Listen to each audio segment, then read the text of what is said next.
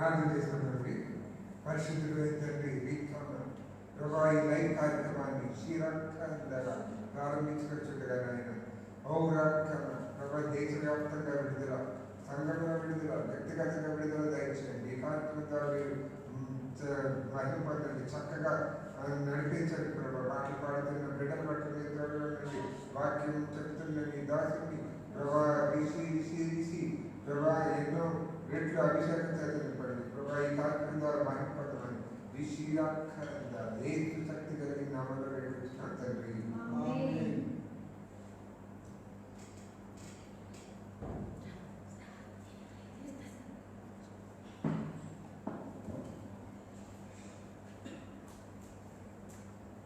హల్లెలూయా. మన పాఠ్య పుస్తకంలో నుంచి 211 పాట పాడుతున్నామండి. ప్రభునామమునా శ్రేయమే ఆయనను స్తుతించెదము, ప్రభునామమునా జీవితమే ఆయనను వెంబడించును, ప్రభునామమునా శ్రేయమే ఆయనను స్తుతించెదము, ప్రభునామమునా జీవితమే ఆయనను వెంబడించును, యెహోవా నీవే అన్నిటినీ చూచుకొనును, యెహోవా నీవే అన్నిటినీ చూచుకొనును. పొదువలెను నాకు పొదువలెను, పొదువలెను నాకు పొదువలెను, పొదువలెను నాకు పొదువలెను, పొదువలెను నాకు పొదువలెను, ప్రభునామమునా ఆశ్రయమే ఆయనను స్తుతించెదము, ప్రభునామమునా జీవితమే ఆయనను వెంబడించును, యెహోవా రాఫా స్వస్థతనిచ్చును, యెహోవా రాఫా స్వస్థతనిచ్చును, భయములేదు నాకు భయములేదు, భయములేదు నాకు భయములేదు, భయములేదు నాకు భయములేదు, భయములేదు నాకు భయములేదు, ప్రభునామమునా ఆశ్రయమే ఆయనను స్తుతించెదము, ప్రభునామమునా జీవితమే ఆయనను వెంబడించును, యెహోవా నాలో శాంతినిచ్చును, యెహోవా నాలో శాంతినిచ్చును, శాంతి గదా నా శాంతి గదా, శాంతి గదా నా శాంతి గదా, శాంతి గదా నా శాంతి గదా, శాంతి గదా నా శాంతి గదా, ప్రభునామమునా ఆశ్రయమే ఆయనను స్తుతించెదము, ప్రభునామమునా జీవితమే ఆయనను వెంబడించును, యెహోవా నిత్యమే ఎల్లప్పుడూ జయమిచ్చును, యెహోవా నిత్యమే ఎల్లప్పుడూ జయమిచ్చును, జయమున్నది నాకు జయమున్నది, జయమున్నది నాకు జయమున్నది, జయమున్నది నాకు జయమున్నది, జయమున్నది నాకు జయమున్నది, ప్రభునామమునా ఆశ్రయమే ఆయనను స్తుతించెదను, ప్రభునామమునా జీవితమే ఆయనను వెంబడించును,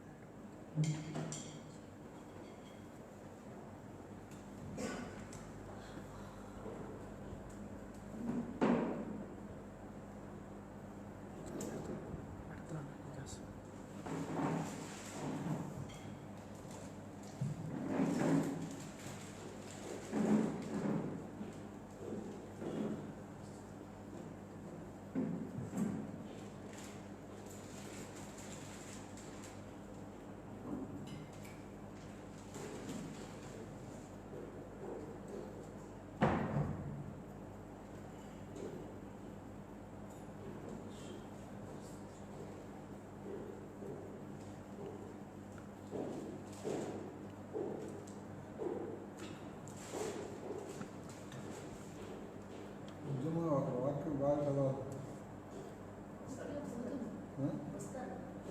మీరు ఎవరైనా సరే మైక్ ఒకటి ఉండాలి. మైకులు అన్నం పెట్టుకోండి. ఎవరైనా అమ్మా మీరు ఎవరైనా కానీ చూడలేదు.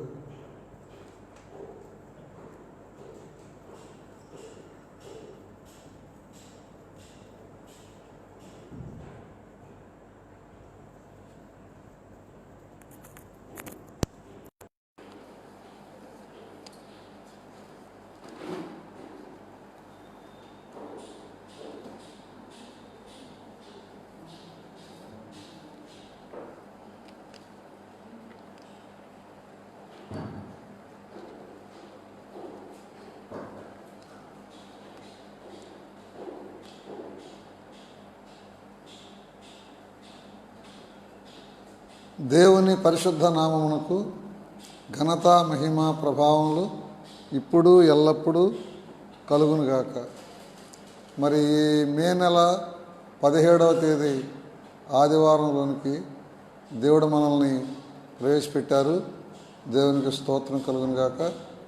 మరి కూడి వచ్చినటువంటి మీ అందరకు యేసుక్రీస్తు ప్రభునామమున వందనాలు.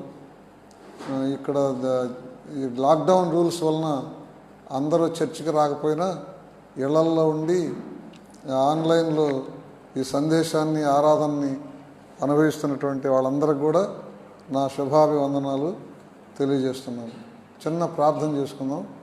పరిశుద్ధుడు అయిన మా పరలోకపు తండ్రి, మీ పరిశుద్ధ నామమునకు స్తోత్రములు, వందనములు, ఘనత మహిమ ప్రభావములు కలుగునుగాక. ప్రభా, మరి మీరు మాకు ఇచ్చిన ఈ ఆరాధన కొరకై వందనాలు. మేము ప్రభా మరి వీడియో తీయడం కోసం ఇలా కొద్దిమంది కూడుకున్న ఈ రూల్స్ని బట్టి దీన్ని ఇళ్లల్లో ఉండి చూస్తున్నటువంటి వాళ్ళందరినీ కూడా ఇక్కడే ఉన్నట్లు మేము భావించుకుంటున్నాం. అందరూ కూడా ప్రభా మేలు పొందుటకు ఈ ఆరాధనని, వాక్యాన్ని మీరు వాడుకోండి. ఈ సంఘస్థులే కాకుండా ఇతర సంఘస్థులు, మా అభిమానులు కూడా దీన్ని వింటుంటారు.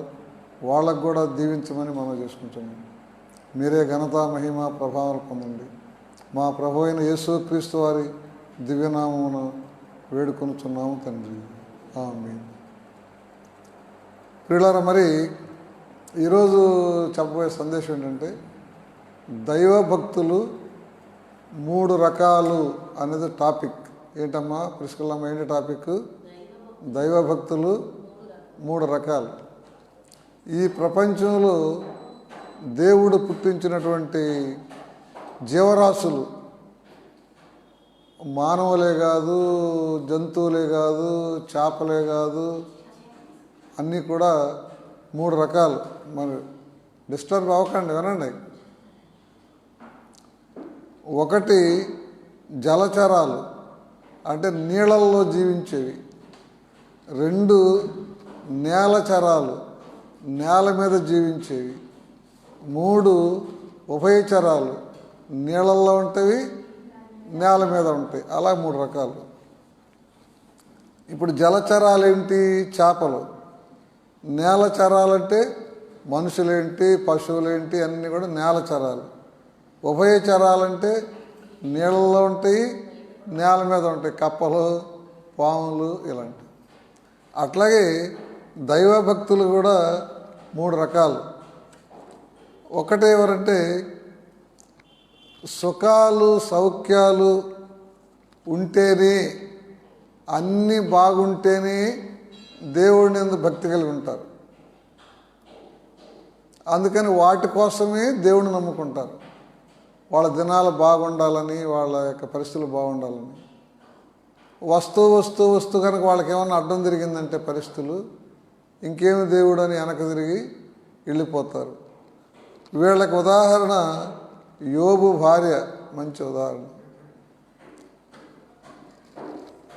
ధేమ ఇహలోకమును ప్రేమించి మమ్మల్ని విడిచి వెళ్ళిపోయాను అంటారు పౌలు గారు.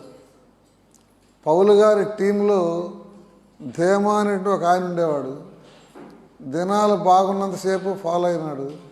కష్టాలు రాగానే పౌలు గారిని విడిచి వెళ్ళిపోయారు. వీళ్ళు ఒక కేటగిరీ భక్తులు. ఇంకొక కేటగిరీ ఉన్నారు. వాళ్ళు ఎన్ని కష్టాలున్నా దేవుణ్ణి వెంబడిస్తారు. దీని వాక్యం చదవాలి. 2 కొరింథీ 11వ అధ్యాయము 23 నుంచి 33 వరకు. అపోస్తలుడైన పౌలు గారు ఒకరు. 2 కొరింథీ 11, 23 నుంచి 33. వారు క్రీస్తు పరిచారకుల వెర్రివాని వలె మాట్లాడుచున్నాను.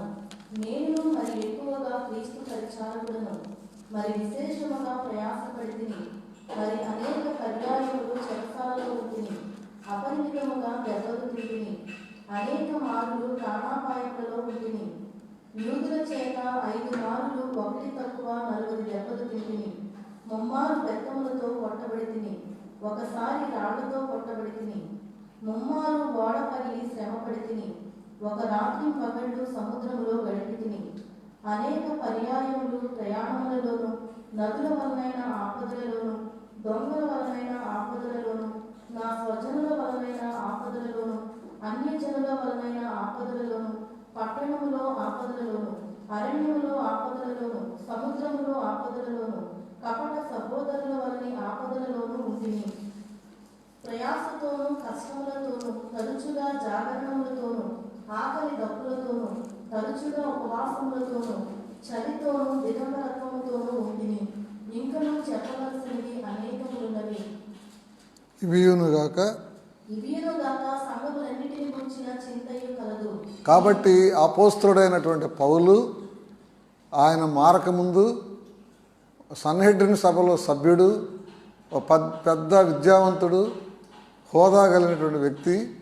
ఆయన మారిన తర్వాత ఏ సుఖము ఎరగలేదు. అనేకమైనటువంటి కష్టాలు ఆయన పడ్డారు. మరి ఇంకా కొంచెం ఉందేమో. 33 వరకు చదవాలేమమ్మా, 28 వరకు చదివామమ్మా. దినదినమును నాకు కలుగుచున్నది. ఎవడైనను బలహీనుడాయన, నేనును బలహీనుడను కానా? ఎవడైనను తొట్టుపడినా నాకును మంట కలుగుదా? అతిశయపడవలసి ఉంటే నేను నా బలహీనత విషయమైన సంగతులను గురించి అతిశయపడుదును. నేను అబద్ధం ఆడుట లేదని నిరంతరము స్తుతింపబడుచున్న మన ప్రభువకు యేసు యొక్క తండ్రి అయిన దేవుడు ఎరుగును. దమస్కులో అరెదా అను రాజు క్రింద ఉన్న అధిపతి నన్ను పట్టగోరి కావలి ఉంచి దమస్కీల పట్టణమును భద్రము చేసెను. అప్పుడు నేను కిటికీ గుండా గోడ మీద నుండి గంపలో దింపబడి అతని చేతిలో నుండి తప్పించుకుని పోతుంది. ఆయన మారిన తర్వాత సువార్త చెబుతుంటే, ఒక ఊరిలో సువార్త చెబుతుంటే ఆ దేశపు అధికారి ఆయన అరెస్ట్ చేయాలని ట్రై చేస్తే ఆయన్ని ఒక గంపలో పెట్టి కాయగూరల పుట్టలాగా గోడ మీద నుంచి కిందకి దింపారు. ఒక గొప్ప అధికారి క్రైస్తవులు హింసించడానికి లైసెన్స్ కూడా పొందండి. ఎంత పవర్ఫుల్! అంతటా ఆయన ఇప్పుడు కాయగూరల బుట్టలో కాయగూరలాగా గంపలోంచి దించబడ్డారు. ఏంట్రా నా లెవెల్ ఏంటి, నా బతుకేంటి, నాకు ఈ బాధలు ఏంటి అని అనుకోలే. ఇన్ని బాధలు పడుతూ కూడా నాకు ఇంకా సంఘముల గురించినటువంటి శ్రమ నాలో పెరుగుతుంది అన్నారు. దేవునికి స్తోత్రం. కాబట్టి ఇలాంటి వాళ్ళు ఎన్ని కష్టాలున్నా దేవుణ్ణి వదలరు. యోబు భార్య లాంటి వాళ్ళు సుఖాలుంటేనే ఉంటారు, సుఖాలు తప్పితే ఇదేమి దేవుడు రాని వెళ్ళిపోతారు. ఇంకొక మాట, పాత నిబంధన 772వ పేజీ, హబక్కూకు 3వ అధ్యాయం 16 నుంచి 19. 772వ పేజీ, హబక్కూకు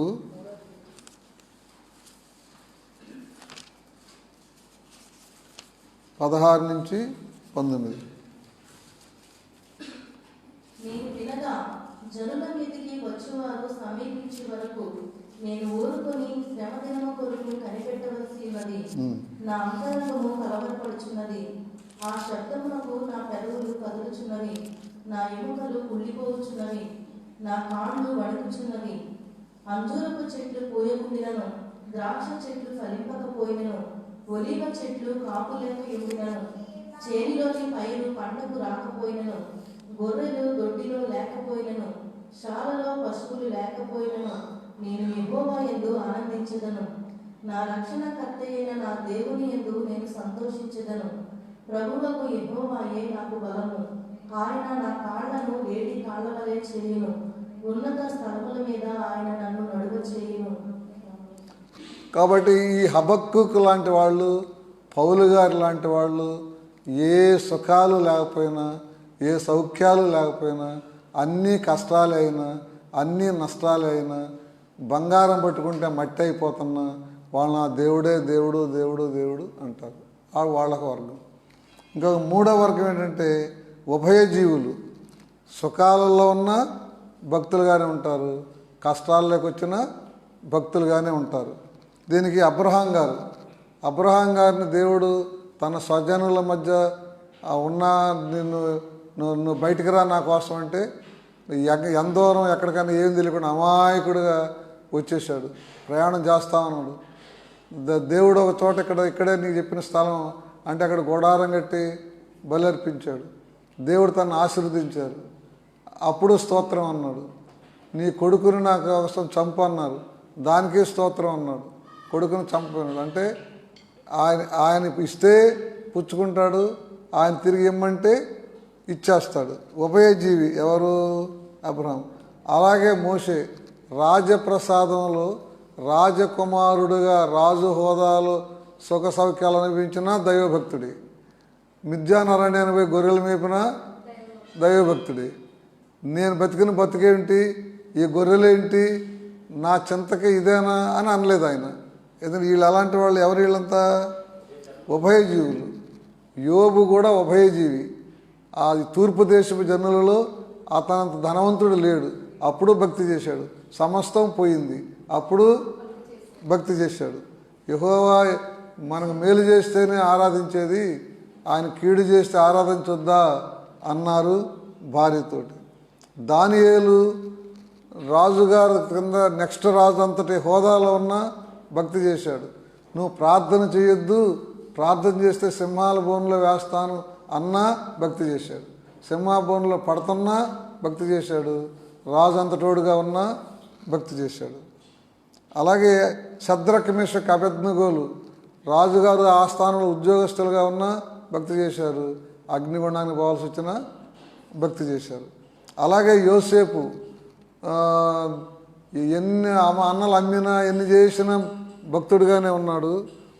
మరి అతను చెరసాల్లో పెట్టిన భక్తుడిగా ఉన్నాడు. తర్వాత దేవుడు మార్చి రాజు అంతటోని చేసినా భక్తుడిగానే ఉన్నాడు. డబ్బు బాధల్లో ఉన్న భక్తుడిగానే ఉన్నాడు. సుఖభోగాలు వచ్చినా భక్తుడిగానే ఉన్నారు. ఎవరు? యోసేపు. అలాగే దావీదు సౌలు జరిగిన తరవడం అంతా కూడా మన కీర్తనల్లో స్పష్టంగా ఉంటుంది. అన్ని బాధల్లో దైవభక్తుడే, తర్వాత రాజు అయినా దైవభక్తుడే. కాబట్టి వీళ్ళంతా ఎవరు? ఏ కేటగిరీ? ఉభయజీవులు. దేవునికి స్తోత్రం, హల్లెలూయా.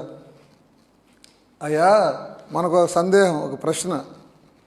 దేవుడు ఎందుకు ఈ కష్టాలు ఈ బాధలు పెట్టాలి?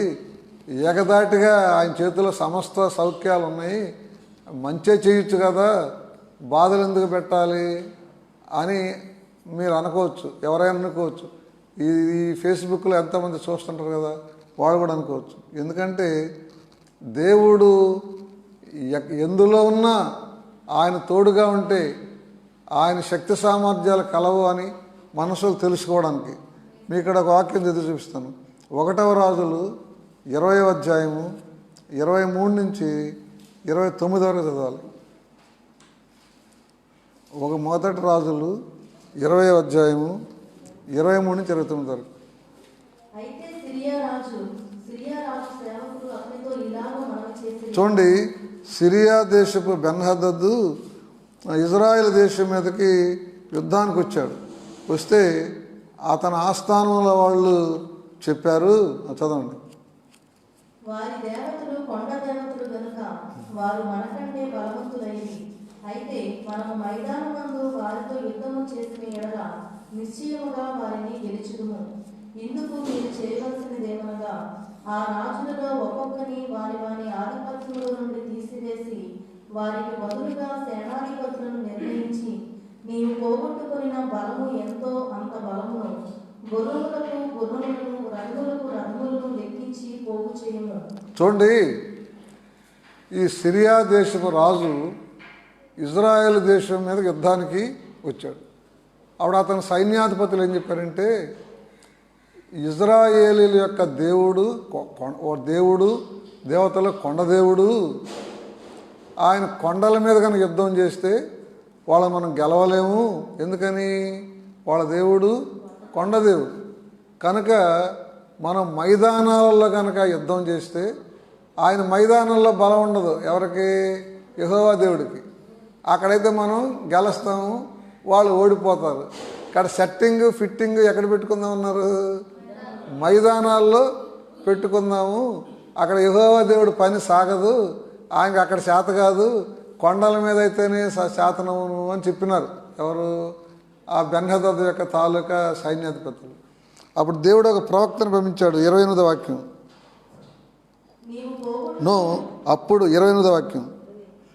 అప్పుడు దైవజనుడైన ఒకడు వచ్చి ఇశ్రాయేలు రాజుతో ఇట్లనెను, యెహోవా సెలవిచ్చినదేమనగా, సిరియనులు యెహోవా కొండలకు దేవుడే కాని లోయలకు దేవుడు కాడని అనుకుందురు.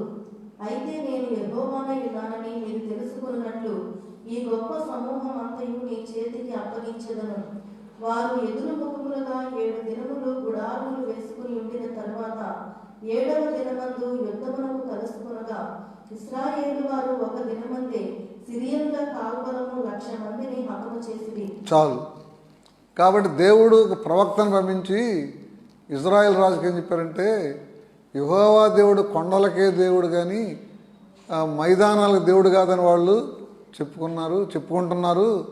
నేను కొండలకి దేవుణ్ణి, మైదానాలకి దేవుణ్ణి అని వాళ్ళు తెలుసుకోవాలి. కాబట్టి మైదానంలో యుద్ధానికి కూడా మీరేమీ భయపడొద్దు అని చెప్పారు. అప్పుడు మైదానంలో యుద్ధం స్టార్ట్ అయితే ఒక్క రోజే ఎంతమందిని? 1,50,000 మంది కాల్బలాన్ని వీళ్ళు ఇజ్రాయేలీలు శత్రువుల్ని జయించారు. దెబ్బతోటి వాళ్ళు పారిపోయారు. దేవునికి స్తోత్రం. కాబట్టి దేవుడు మనం ఏం తెలుసుకోవాలని కోరుతున్నారంటే, ఏ పరిస్థితులలోనైనా ఆయన తోడుగా ఉంటే మనల్ని నడిపిస్తారు. ఆయన కరువులోనైనా ఆయన అన్నట్టుగలరు, సమృద్ధిగా పండినప్పుడైనా అన్నట్టు. లాక్డౌన్లో ఉండి గుడులు జరగకపోయినా ఆయన ఏర్పరచుకున్న దాసులకు అన్నట్టుగలరు. లేదు గుళ్ళు నడిచినా అన్నం పెట్టగలరు. చూడండి, యెహోవా దేవుడు భక్తులు, యేసు ప్రభు భక్తులు ఇప్పుడు పళ్ళు ఎండ పెట్టుకుంటున్నారు, పళ్ళు పైకి వచ్చినాయి, కళ్ళు లోనకు పోయినాయి, చర్చి జరిగితేనే వాళ్ళకి అన్నం, చర్చి జరగకపోతే అన్నం లేదు అని అంటుంది లోకం. అట్లా అనకుండా లాక్డౌన్ ఉన్నా లాక్డౌన్ లేకపోయినా నా సేవకుల్ని నేను పోషిస్తాను అని రుజువు చేయాలని దేవుని యొక్క ఉద్దేశం. కాబట్టి యెహోవా దేవుడు ఎలాంటి దేవుడు? కొండలకి దేవుడే, మైదానాలకి దేవుడే అని ఇజ్రాయేలు తెలుసుకుంటే రేపు పరిస్థితులు భిన్నంగా వచ్చినా కూడా మన దేవుడు అన్ని వేళలలో, అన్ని సమయాల్లో, అన్ని పరిస్థితుల్లో చాలిన దేవుడు. యేసు చాలును, హల్లెలూయా, యేసు చాలును, సమయమైన స్థితికైనా జీవితములో యేసు చాలును. కల్లరు నన్ను విడచినను,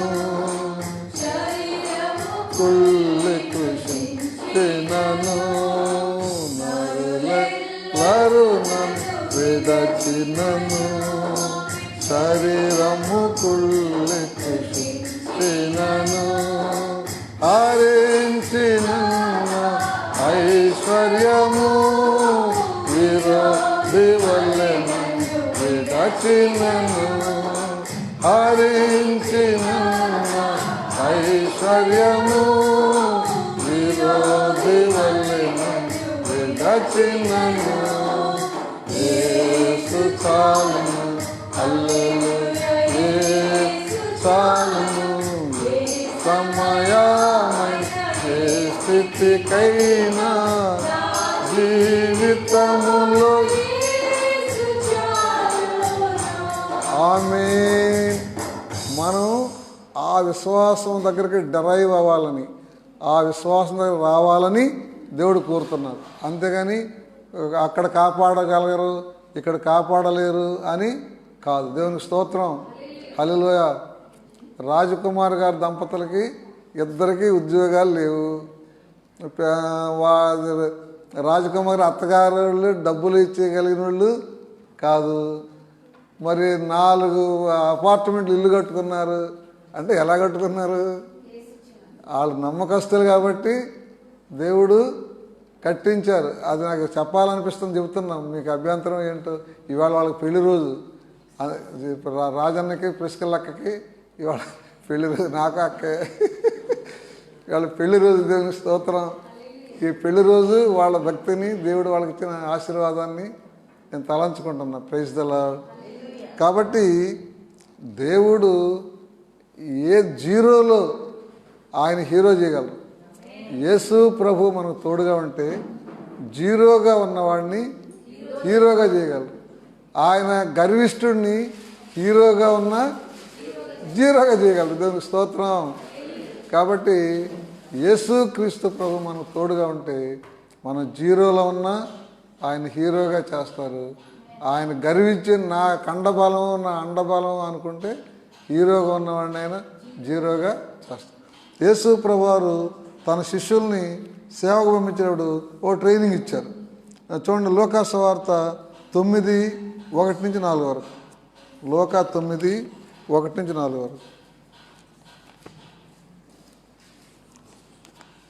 లూకా 9:1. ఆయన తన 12 మంది శిష్యులను పిలిచి, సమస్తమైన దయ్యముల మీద శక్తిని అధికారమును రోగములు స్వస్థపరచు వరమును వారికి అనుగ్రహించి దేవుని రాజ్యమును ప్రకటించుటకును రోగులను స్వస్థపరచుటకును వారిని పంపెను. మరియు ఆయన మీరు ప్రయాణము కొరకు చేతికర్రనైనను, చూడండి, మరియు ఆయన మీరు ప్రయాణము కొరకు చేతికర్రనైనను, రొట్టెనైనను వెండినైనను మరి దేనినైనను తీసుకుని పోవద్దు, 2 అంగీలు ఉంచుకొనవద్దు. మీరు ఏ ఇంట ప్రవేశింతురో ఆ ఇంటనే బస చేసి అక్కడ నుండి బయలుదేరుడి. చూడండి, ఈ సువార్తకు పంపుతున్నారు. ఎవరు? ఏం చెప్పారు?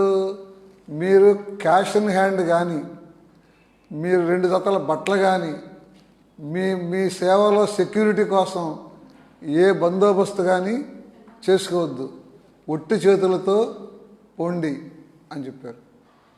అప్పుడు అలా పోయి సేవ చేసుకొని వచ్చారు.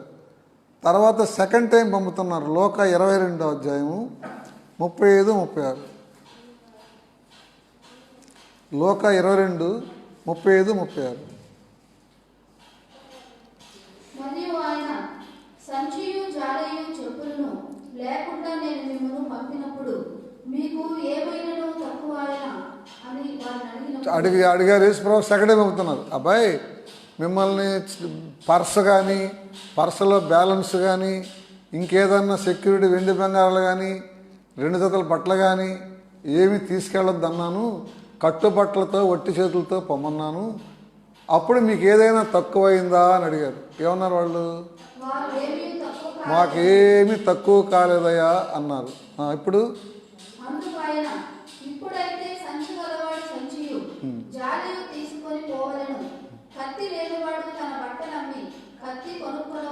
కాబట్టి ఇప్పుడు ఏం చెప్పారంటే ఆయన, ఇప్పుడు మరలా వెళ్ళండి. ఇప్పుడు వెళ్ళేటప్పుడు మీరు పర్సు పెట్టుకోండి, పర్సులో డబ్బులు పెట్టుకోండి, 2-3 జతల బట్టలు పెట్టుకోండి, కత్తి కటారు దారితోడికి పెట్టుకోండి, అన్నీ పెట్టుకోండి అన్నారు.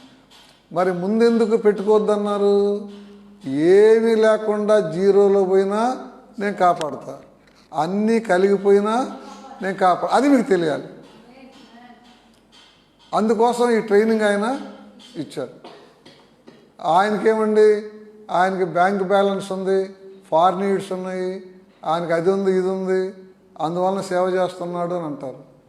కానీ జీరోలో కట్టుబట్టలతో ఉన్నవాడిని కాపాడిన దేవుడు ఆ తర్వాత అన్నీ ఇచ్చి కూడా కాపాడతారు. అంటే ఇప్పుడు అన్నీ ఉన్నవాడు రేపు అవి కూడా పోవచ్చు, పోతే కూడా ఆ ఫ్లాష్ బ్యాక్ గుర్తు చేసుకొని నేను వట్టి చేతులతో పోయినప్పుడు కాపాడారు కదా దేవుడు, ఇప్పుడు కాపాడుతానని నమ్మాలి. అప్పుడు అందుకని ఆ ట్రైనింగ్ యేసు ప్రభు వారు వాళ్ళకి ఇచ్చారు.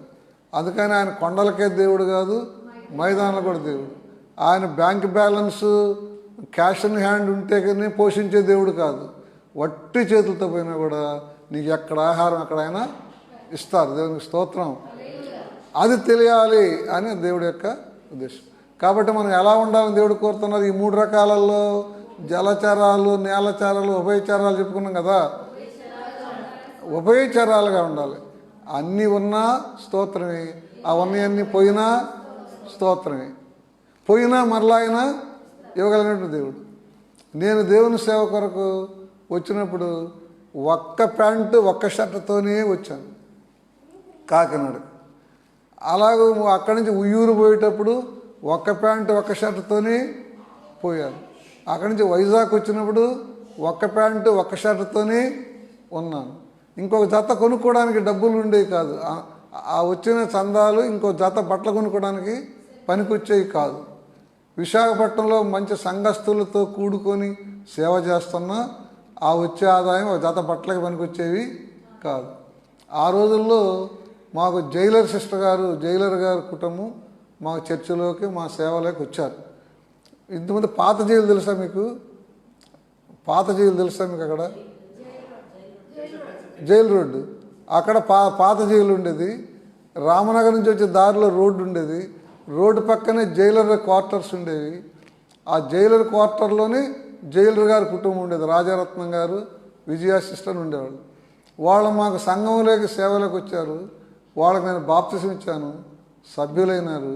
మేము రామనగర్లో అద్దెకుంటున్నాం. ఎప్పుడు పొద్దున్న లేచి బయటకు వస్తే అదే దారిలో జైలు సిస్టర్ ఉన్నారు కాబట్టి ఆ ఇంటికి పోవడం, ఒక కప్పు కాఫీ తాగడం, పలకరించుకొని వెళ్ళిపోతుండేవాడు. ఎవరో సిస్టర్ గారు అడిగారు, పాస్టర్ గారు మిమ్మల్ని చాలా రోజులు చూస్తున్నాను, ఎప్పుడు ఒక ప్యాంటు ఒక షర్టే వేస్తున్నారు, మీరు ఎప్పుడు గుడిలో కానీ బయట కానీ చొక్కా మారట్లేదు, ఎందుకని ఇప్పుడు ఒకే ప్యాంటు ఒకే షర్ట్ వేస్తున్నారని అడిగారు. ఆమె గమనించారు నన్ను, ఎప్పుడు ఒకటే ప్యాంటు ఒకటే షర్ట్ అని. అప్పుడు చెప్పాను, అమ్మ నాకు ఇంక వేరే జత బట్టలు లేవు, ఈ ప్యాంటు ఈ షర్టే ఉంది అని చెప్పాను. అప్పుడు వెంటనే పర్సులో నుంచి, బ్యాగులో, వాళ్ళ బీరువాలో నుంచి 300 తీసి ఇచ్చారు బట్టలు కొనుక్కోండి అని. అప్పుడు 2 జతల బట్టలు కొనుక్కున్నా. మరి అంతవరకు ఎన్నో సంవత్సరాలు ఎన్ని జతల బట్టలతో ఉన్నాను? ఒక్క ప్యాంటు ఒక్క షర్టే. ఆ జైలర్ గారి కొడుకే మన వసంత కుమార్ గారు. ఎట్రా నాయన, నిన్ను వాళ్ళు ఎదుగుతారు, ప్లీజ్ కమ్. నాకు ఒకే ప్యాంటు ఒకే షర్ట్ ఉందని గుర్తించినటువంటి ఏకైక, ఇక్కడ నువ్వు అక్కడ ఉంటే ఎవరు చూస్తారా? ఇక్కడ కూర్చో అడుగురు. ఈయనే ఆ జైలు సిస్టర్ గారి కొడుకు. ఆ రోజుల్లో వీళ్ళంతా చిన్నపిల్లలు, ఆ 77, 76 ప్రాంతాల్లో. ఈయన పేరు, ఈయనకు ఒక అన్న రాజా, ఈయన తమ్ముడు వీళ్ళంతా చిన్నపిల్లలు అనమాట. అప్పుడు వాళ్ళ అమ్మగారు నాకు 300 ఇచ్చినారు బట్టలు కొనుక్కోండి. అప్పుడు మనం ఒకే ప్యాంట్ ఒకే షర్ట్. అయ్యా గాడ్ బ్లెస్ యూ, కూర్చోండి. అందుకని ఫోన్ చేసి పిలిచారు, నీ గురించి మాట్లాడుకోవాల్సిందరా, లాక్డౌన్ అయినా కానీ అని చెప్పి అయ్యింది చూపెడతాను మీకని. కాబట్టి ఇప్పుడే చాలామంది దేవదానం పాస్ గారికి ఏమండి, బ్రహ్మాండమైన చర్చ్ అండి, ఏసీ చర్చ్ అండి, ఏసీ కార్ అండి, ఆయన గదుల్లో ఏసీ అండి అంటారు.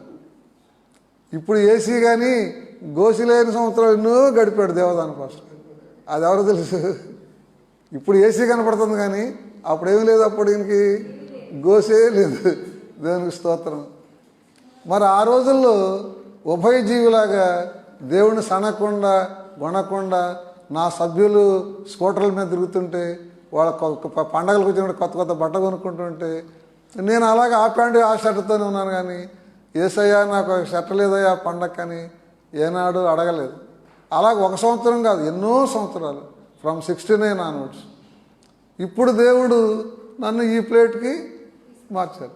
నా ఫ్లాష్ బ్యాక్ తెలియని వాళ్ళు ఏమనుకుంటారు, దేవదాన పాస్ గారికి ఏమండి బాబు, ఆయన బ్రహ్మాండం చర్చ్ అండి, ఏసీ చర్చ్ అండి, ఏసీ కార్ అండి, ఏసీ రూములు అండి అంటారు. ఎప్పుడు ఎందుకు ఇచ్చారు దేవుడు ఇవన్నీ? ఎందుకు ఇచ్చారు? ఒకప్పుడు ఒక ప్యాంటుతో ఒక షర్ట్తో సనకుండా గొనకుండా ఎన్నో సంవత్సరాలు గడిపాడు ఈ దేవదానం. దేవునికి స్తోత్రం. కాబట్టి మన పాయింట్ ముగించుకుంటున్నాం, పాయింటే కాదు ప్రసంగమే ముగించుకుంటున్నాం. కాబట్టి మనం ఎవరుగా ఉండాలి? సుఖాలుంటేనే భక్తి చేసేవాళ్ళలో ఉందామా? అన్ని కష్టాలే కోరుకుందామా? లేకపోతే ఉభయజీవిగా ఉందామా? ఉభయజీవిగా కోరుకుందాం. అవసరమైతే అన్ని కష్టాలే పెట్టినా వరిద్దాం. ఎందుకని ఆయన వాళ్ళు పెడతారంటే అదొక్కటి చెప్పి ముగించేస్తాను. నీ కష్టాలు బాధలు వచ్చిన వాళ్ళు ప్రభువులోకి వచ్చినప్పుడు వాళ్ళు ఆదరణ పొందాలి, ధైర్యం పొందాలంటే కొందరిని ఆయన మాదిరిగా ఎగ్జాంపుల్స్గా పెట్టుకోవాలి. ఆయన సెలెక్ట్ చేసుకుంటారు. అందుకని అందరికీ ఆయన పక్షపాతి కాదు. వీళ్ళ కష్టాలు పెట్టాలి కోరుండి ఇలా నొక్కాలా తొక్కాలా అనుకున్న దేవుడు కాదు. ఆయన కొందరిని ఎగ్జాంపుల్స్గా చేసుకుంటారు. అలాగే యోబుని, దానియేలుని, అబ్రహాముని, దావీదుని, వీళ్ళందరినీ, పౌలు గారిని, వీళ్ళందరినీ దేనికైనా సెలెక్ట్ చేసుకున్నారు? రాబో తరాలకి రోల్ మోడల్గా ఉండడానికి తయారు చేసుకున్నారు. అలాగే మనలో ఎవరినైనా కూడా రోల్ మోడల్గా ఉండడానికి తయారు చేసుకొని మన కొన్ని కష్టాల కుంపట్లో నడిపిస్తూ ఉంటే అది నీ మీద కక్షగట్టి కాదు, నీకు ఆయన మేలు చేయలేక కాదు. ఎందుకొరకు? నిన్ను భావితరాలకి ఎంతమందికి ఆదర్శప్రాయంగా ఉండడం కోసం ఆయన సెలెక్ట్ చేసుకున్న ఎక్స్పెరిమెంటల్ సాధనాలు అవి. దాన్ని మనం అంగీకరించి నీ చిత్తమే సిద్ధించుగాకంటే మనకు అది మన ఒక ఉదాహరణకి ఉపమానానికి వాడుకుంటారు. ఇప్పుడు ఈ తరతరాలు ఎంతోమంది పుట్టారు, బతికారు, చచ్చారు.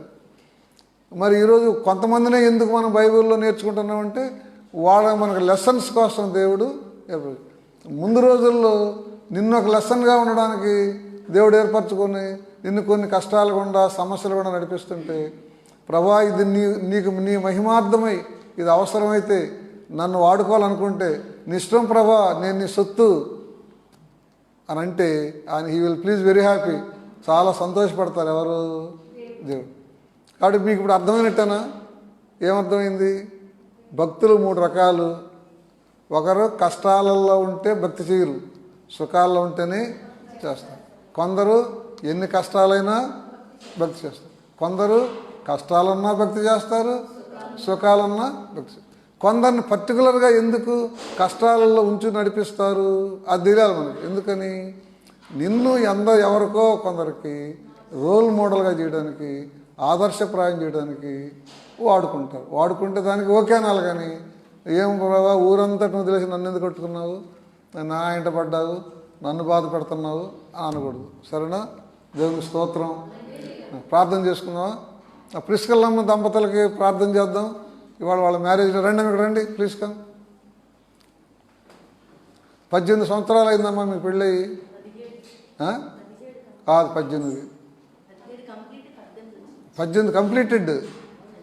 ఇదో రండి రండి, మీకు లెక్కలు కూడా సరిగ్గా రావట్రండి. 2002లో కదా మీకు పెళ్ళయింది. చూడు 2002 కదా. ఏంటది? ఇది 2002 కదా. కంప్లీట్. అది ఒప్పుకున్నావా? ఇక నాకు నేను లెక్క ఎత్తితే నాకు అరగంట అవుద్ది.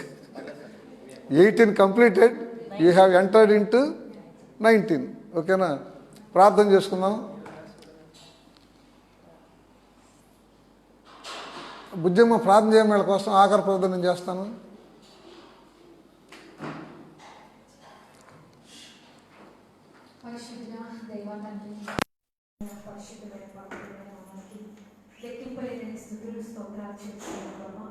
ఘనత, మహిమ, ప్రభావం మీ పవిత్రమైన నామానికి కలుగును కాక తండ్రి. స్తోత్రాలు చేస్తున్నాం తండ్రి. దేవాంతి దేవ, మీ పరిశుద్ధమైన సన్నిధిలో ఈ దినము ప్రభానైనా మరి రాజ్ కుమార్ గారి దంపతులను మీరు వారిని జతపరిచి ప్రభానైనా మరి తండ్రి ప్రభా మరి 18 సంవత్సరాలు దేవా మరి పూర్తయి ఉండగా ప్రభానైనా మీ పరిశుద్ధమైన నామంలో ప్రభానైనా వారిని మీరు కాపాడి ఉంచిన విధానం అంతటిని బట్టి మీకు స్తోత్రాలు చెల్లిస్తున్నాం ప్రభా.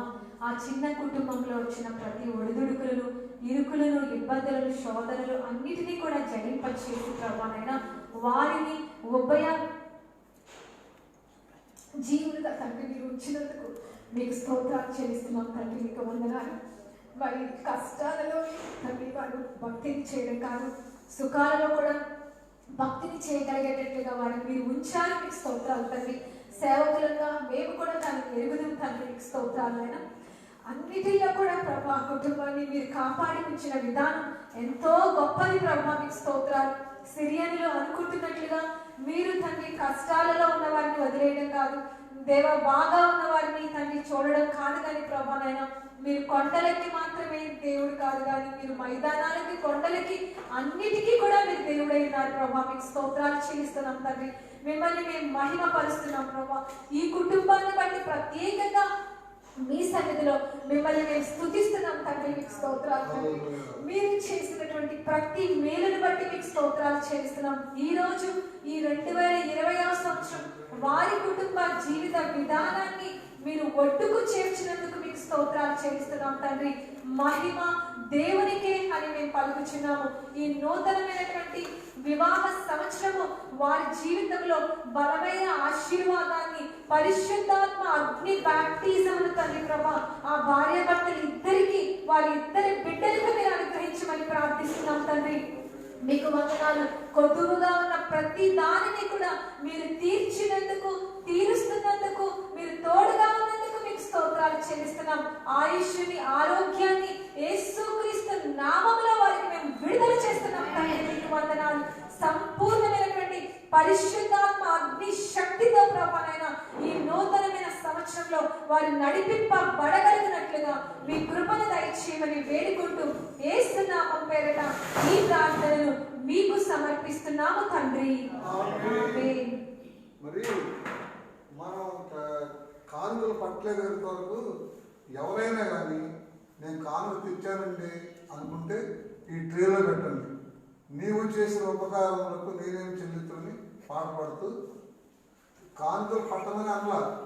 ఒకవేళ తెచ్చుంటే నాకు పట్టలేదు కాబట్టి ఉట్టిన వెళ్ళిపోతాను అనకుండా అందులో వెళ్ళి నీవు చేసిన ఉపకారములకు నేనేమి చెల్లితును.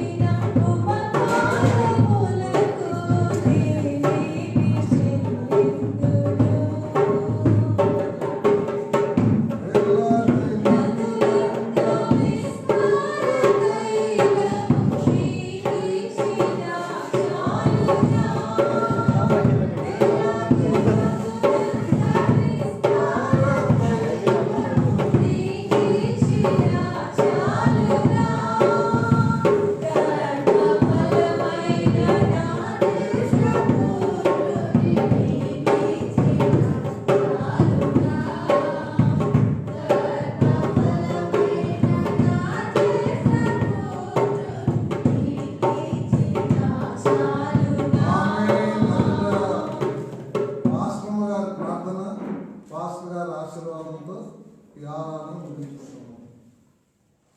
రెండు పాస్టర్ గారి ప్రార్థన, పాస్టర్ గారి ఆశీర్వాదం.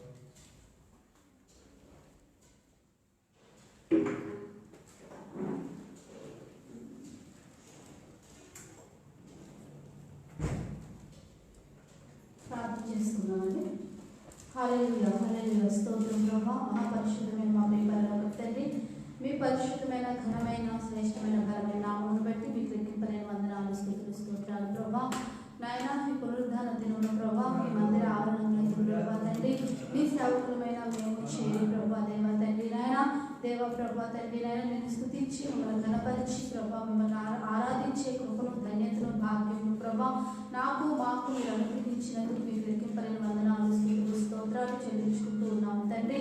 దేవా తండ్రి ప్రభా ఈ దినమున దైవజనులు ప్రభా తండ్రి నాయన మీ శిలువచాటును మరుగుపరిచి ప్రభా తండ్రి నాయన ప్రభా ఇదిగో తండ్రి నాయన మా కొరకు నాయన తండ్రి అతని నోటి ద్వారా నాయన ప్రభా మీరు మాట్లాడి నాయన ఇదిగో తండ్రి నాయన తండ్రి ప్రతి మాటను బట్టి నేను స్తుతిస్తూ ఉన్నాం, మేము ఆరాధిస్తూ ఉన్నాం ప్రభా తండ్రి నాయన నాయన భక్తిలో ఉన్న నాయన తండ్రి హెచ్చుతగ్గులను ప్రభా మీరు తెలియజేస్తూ ప్రభా తండ్రి నాయన నాయన ఏ విధముగా మేము నడుచుకోవాలో ప్రభా తండ్రి మీరు మా పట్ల ఏ విధముగా ఉంటారో ప్రభా తండ్రి మా మమ్మల్ని నడిపిస్తారు ప్రభా తండ్రి నాయన. ప్రభా నీ దైవజనుల ద్వారా మీరు మాట్లాడి ఉన్నారు. మీకు వందనాలు, మీకు స్తుతులు, మీకు స్తోత్రాలు చెల్లిస్తూ ఉన్నాం ప్రభా.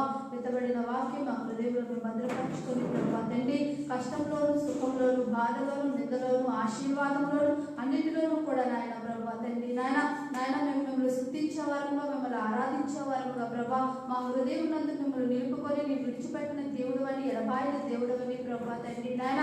దేవ ప్రభా తండ్రి నాయన నువ్వు కొండలకు మైదానాలకు కూడా దేవుడు అని ప్రభా తండ్రి నాయన. ఇదిగో ప్రతి పరిస్థితుల్లో కూడా నాయన ఈ యొక్క వాక్యం మా హృదయంలో మేము భద్రపరుచుకొని ప్రభా మాకు ప్రతి పరిస్థితుల్లో ప్రభా తండ్రి నాయన మేమందరినీ కూడా నడిచే కృపను మాకును మా సంఘమును మీరు అనుగ్రహించమని ప్రార్థిస్తూ ఉన్నాము తండ్రి నాయన. నాయన దినదినము కూడా నీ ఆత్మీయ ఆహారాన్ని ప్రభా మీ దైవజనులు మీరు బలపరిచి ప్రభా తండ్రి మీరు మాకు అందిస్తూ ప్రభా మా ఆత్మను నాయన ప్రభా వర్ధిల్లింప చేస్తున్నందుకు మీకు వందనాలు. మా ఎడల మా సంఘం ఎడల మీకున్న అపారమైన ప్రేమను బట్టి అనంతమైన కృపను బట్టి మీకు లెక్కింపలేని స్తుతులు చెల్లిస్తూ ప్రభా తండ్రి ఇంతబడిన వాక్యమును నిమిత్తము నేను స్తుతిస్తూ గణపరుస్తూ మహిమపరుస్తూ ఉన్నాను ప్రభా. మీకు స్తోత్రములు. మీరు మాత్రమే మహిమ ఘనత ప్రభావాలు పొందుకొని సర్వశక్తి కలిగిన యేసయ్య నామములో ప్రార్థిస్తూ ఉన్నాము తండ్రి. ఆయన కుమారుడైనటువంటి యేసుక్రీస్తు కృప పరిశుద్ధాత్మ యొక్క సహవాసం నిరంతరము కూడా